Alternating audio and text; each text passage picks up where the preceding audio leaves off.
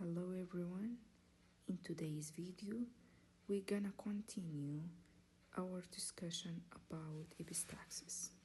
In the previous video we've discussed the epistaxis as a definition, causes and the first aid management.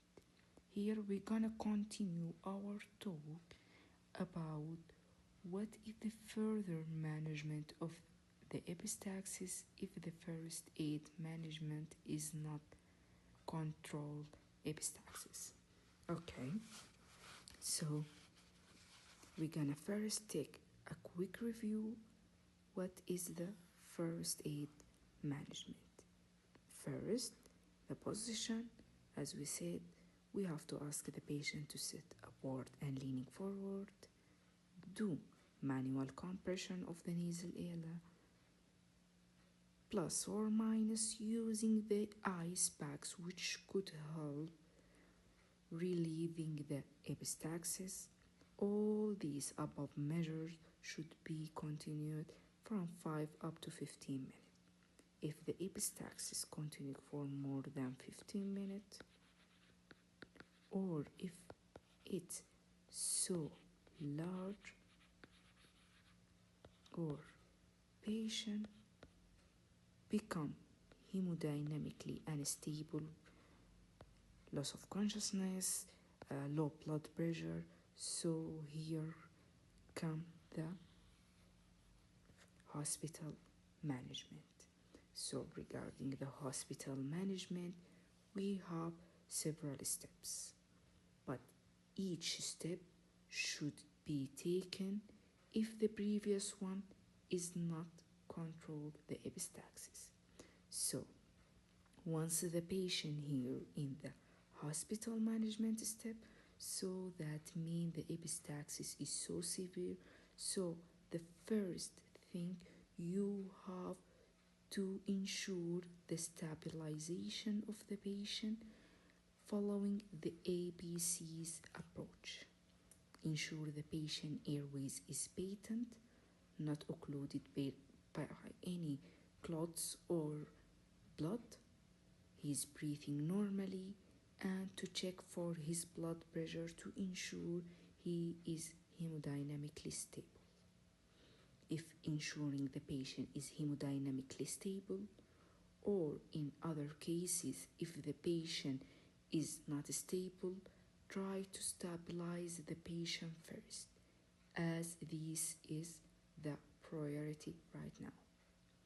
After the patient become hemodynamically stable, then the next step is to do examination of the nasal cavity.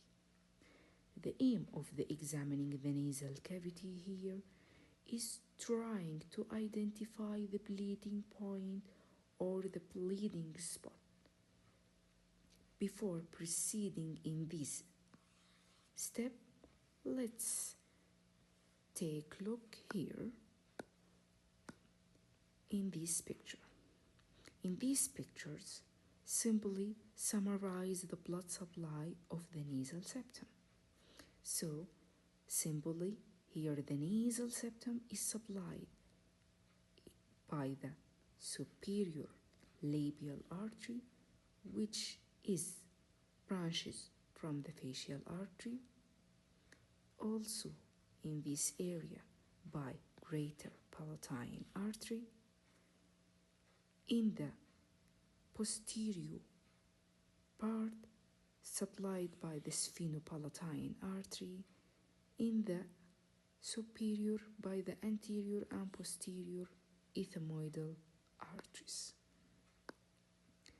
Okay, so the most common areas for epistaxis in 90% of the patients is from this area, which is called little areas.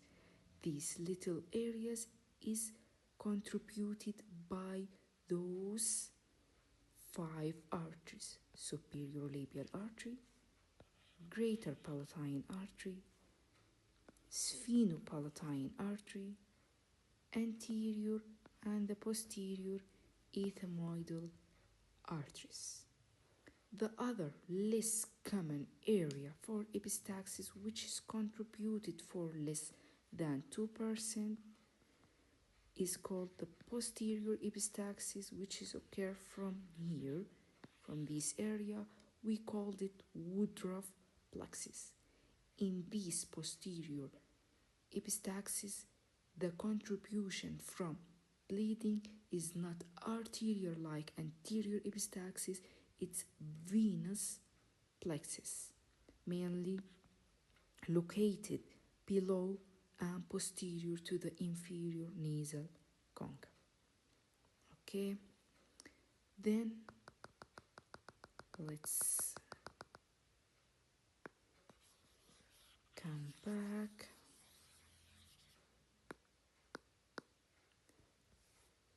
to the second step. So, as we said, we examining the nasal cavity, trying to identifying the bleeding point.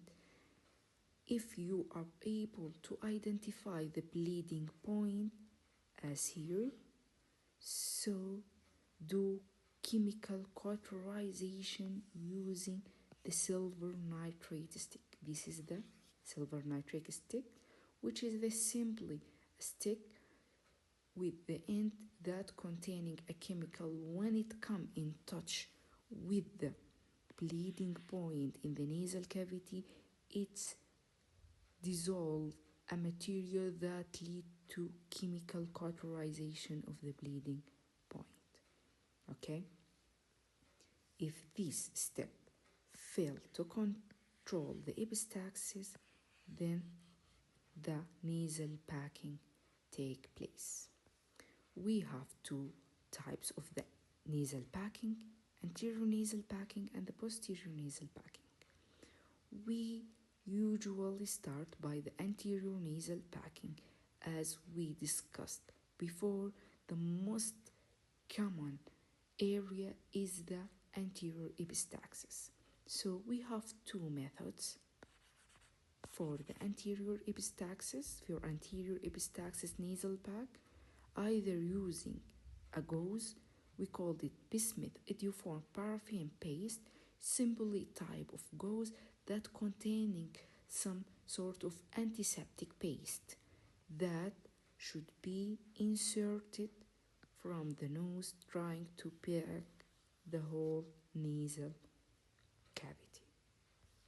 Okay, the other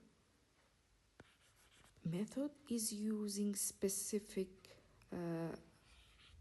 ready to use form called either Meroseal or Nasopore, just like here, trying to insert it first and then inflate it, which is then applying the pressure for the nasal cavity. If this step here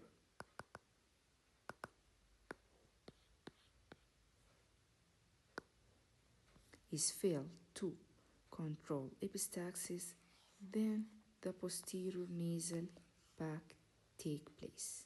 The posterior nasal pack is done by using Foley catheter.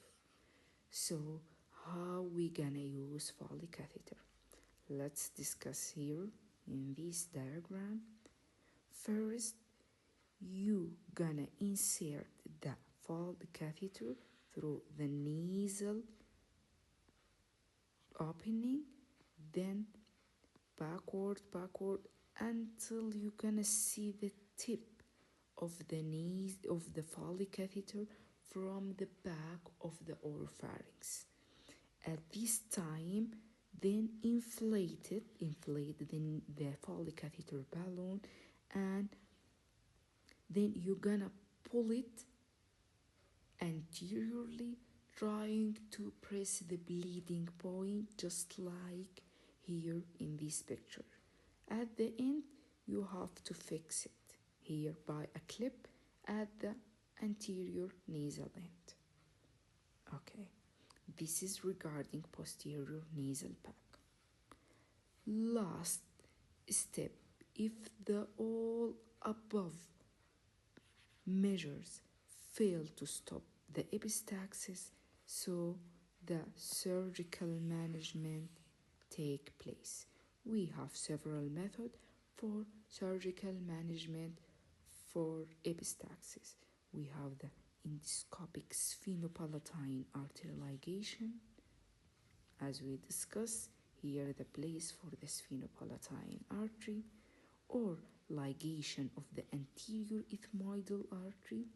This is the anterior ethmoidal artery, which is commonly the cause for epistaxis, especially in the trauma patient.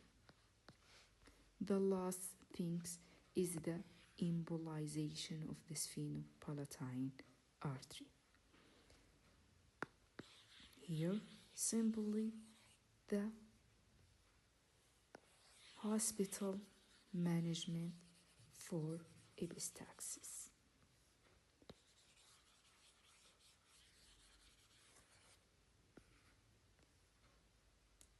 Thank you for watching and see you in the next video.